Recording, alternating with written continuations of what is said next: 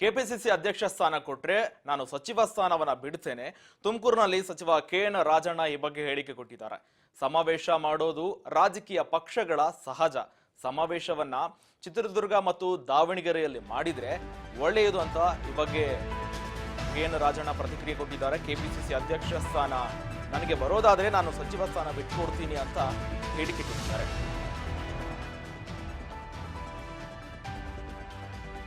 ಸಮಾವೇಶ ಮಾಡೋದು ರಾಜಕೀಯ ಪಕ್ಷಗಳ ಸಹಜ. ಈ ಬಗ್ಗೆ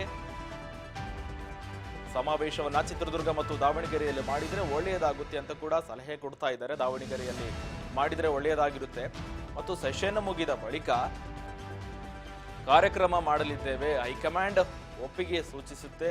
ಆದರೆ ಇದ್ರ ಬಗ್ಗೆ ಹೈಕಮಾಂಡ್ ಕೂಡ ನಿಲುವು ಯಾವ ರೀತಿ ಇದೆ ಅಂತ ಕೂಡ ನೋಡಬೇಕಾಗುತ್ತೆ. ಕೆಪಿಸಿಸಿ ಅಧ್ಯಕ್ಷ ಪಟ್ಟ ಒಂದು ಕಡೆ ಆದರೆ ಇನ್ನೊಂದು ಕಡೆ ನೂತನ ಸಿಎಂ ಅಧಿಕಾರ 50-50 ಅನುಪಾತದಲ್ಲಿ ಏನು ಅಧಿಕಾರದ ಹಂಚಿಕೆ ಇದೆ ಅದರ ಬಗ್ಗೆ ಕೂಡ ಬೆಳವಣಿಗೆಗಳು ನೋಡಬೇಕಾಗುತ್ತೆ. ಕಾಂಗ್ರೆಸ್ ಪಕ್ಷದಲ್ಲಿ 1 ಮ್ಯಾನ್ 1 ಪೋಸ್ಟ್ ಇದಕ್ಕೆ ಸಂಬಂಧಪಟ್ಟಂತೆ ಯಾವೆಲ್ಲ ಬೆಳವಣಿಗೆಗಳು ಆಗುತ್ತೆ ಅಂತ, ಒಬ್ಬ ವ್ಯಕ್ತಿಗೆ ಒಂದೇ ಜವಾಬ್ದಾರಿಯನ್ನು ಕೊಡಬೇಕಂತ ಕೂಡ ಕಾಂಗ್ರೆಸ್ ಹೈಕಮಾಂಡ್ ಕೂಡ ಇದರ ಬಗ್ಗೆ ಸಂಬಂಧಪಟ್ಟಂತೆ ನಿಲುವು ಕೂಡ ಇದೆ. ಆದರೆ ಡಿ.ಕೆ. ಶಿವಕುಮಾರ್ ಬಳಿ 2 ಪೋಸ್ಟ್ ಮತ್ತು ಉಪಮುಖ್ಯಮಂತ್ರಿ ಸ್ಥಾನ ಕೂಡ ಇರುವಂಥದ್ದು. ಈ ಬಗ್ಗೆ ಹಲವು ನಾಯಕರು ಕೂಡ ಅಸಮಾಧಾನ ವ್ಯಕ್ತಪಡಿಸ್ತಾ ಇದ್ದಾರೆ. 2 ವರ್ಷ ಆಯಿತು ಸಿಎಂ ಸ್ಥಾನ ಹಂಚಿಕೆ ಬಗ್ಗೆ ಎಲ್ಲೂ ಕೂಡ ಹೇಳಿಲ್ಲ. ಆದರೆ ತುಮಕೂರಿನಲ್ಲಿ ಕೆ.ಎನ್. ರಾಜಣ್ಣ ಈ ಬಗ್ಗೆ ಪ್ರತಿಕ್ರಿಯೆ ಕೊಟ್ಟಿದ್ದಾರೆ. ಕೆಪಿಸಿಸಿ ಅಧ್ಯಕ್ಷ ಸ್ಥಾನ ಕೊಟ್ಟರೆ ನಾನು ಸಚಿವ ಸ್ಥಾನ ಬಿಡ್ತೇನೆ. ಈ ಬಗ್ಗೆ ತುಮಕೂರಿನಲ್ಲಿ ಹೇಳಿಕೆ ಕೊಟ್ಟಿದ್ದಾರೆ.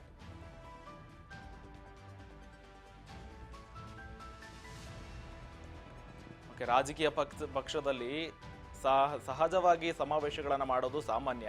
ಹೀಗಂತ ಚಿತ್ರದುರ್ಗ ಮತ್ತು ದಾವಣಗೆರೆಯಲ್ಲಿ ಸಮಾವೇಶ ಮಾಡಿದ್ರೆ ಒಳ್ಳೆಯದಾಗುತ್ತೆ ಅಂತ ಸಲಹೆ ಕೊಟ್ಟಿದ್ದಾರೆ.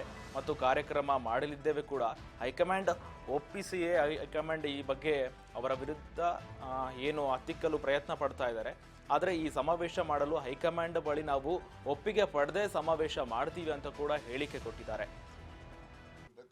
ಅದೆಲ್ಲ ಬರ್ದಿದ್ದಾರ, ಬರ್ದಿಲ್ಲ ಅಂದ್ಮೇಲೆ ಇಲ್ಲ ಅಂತ ತಿಳ್ಕೋಬೇಕು. ಅಲ್ಲ, ಇದ್ರ ಪ್ರಕಾರ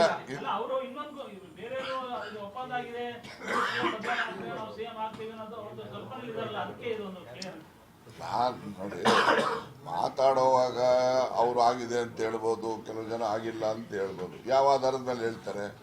ನಾನು ಅವರೇ ಇಶ್ಯೂ ಮಾಡಿರೋದು 18 ಮೇ 2023 ಅವರೇ ಸಹಿ ಹಾಕಿ AICCನವರೇ ಇಶ್ಯೂ ಮಾಡಿರೋದು ಪತ್ರ ಇಲ್ಲಿದೆ.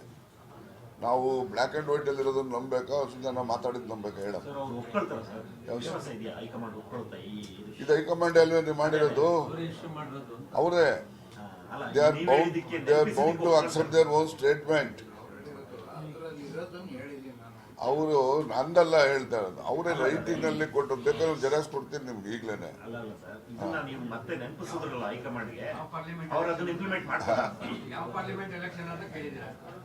ಅದನ್ನ ಕ್ಲಾರಿಫೈ ಮಾಡಿ ಅಂತ ಹೇಳಿದ್ದೀನಿ. ಅನುಮಾನ ಏನು ಇಕ್ಕೋಬೇಕಾಗಿಲ್ಲ. ನೋಡ್ರಿ, ನಿಮ್ಗಳಿಗೆ ಏನಾಗ್ತದೆ ಈಗ ಬಿಜೆಪಿ ಪಾರ್ಟಿಗೆ ಸ್ಟ್ರೆಂತ್ ಯಾರ್ರಿ? ಯಡಿಯೂರಪ್ಪ ಒಂದು ಸ್ಟ್ರೆಂತ್ ಬಿಜೆಪಿಗೆ. JDS ಪಾರ್ಟಿ ಸ್ಟ್ರೆಂತ್ ಯಾರ್ರಿ?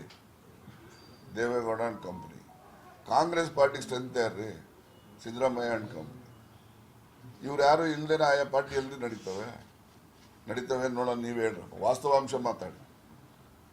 ಮತ್ತೆ ನೀವು ಸುಮ್ಮನೆ ಊಹೆ ಮಾಡ್ಕೊಂಡು ನಾನು ಇದಿರ್ತೀನಿ ಅಂತ ಹೋದ್ರೆ ಏನಾಗ್ತದೆ? ನಮ್ಮ ಶಕ್ತಿ ಏನು, ನಮ್ಮ ಜನ ಎಷ್ಟು ನಮ್ಮನ್ನು ಇಷ್ಟಪಡ್ತಾರೆ ಅದನ್ನೆಲ್ಲ ಗಮನದಲ್ಲಿ ಇಟ್ಕೊಂಡು ನಾವು